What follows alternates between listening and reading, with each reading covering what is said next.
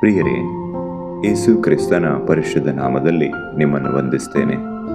ದೇವರ ವಾಕ್ಯ ಜಕಾರ್ಯ 4ನೇ ಅಧ್ಯಾಯದ 6ನೇ ವಚನ.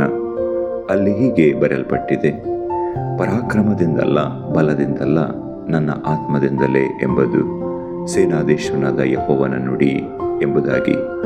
ಹೌದು ಪ್ರಿಯರೇ, ನಮ್ಮ ಸ್ವಂತ ಬಲ, ಜ್ಞಾನ, ಪದವಿಯಿಂದ ನಾವು ಯಾವ ಕಾರ್ಯ ಮಾಡಲು ಸಾಧ್ಯವಿಲ್ಲ. ಕೇವಲ ಹಣಬಲ, ಜನಬಲದಿಂದ ಏನನ್ನೂ ಸಾಧಿಸಲಾಗದು.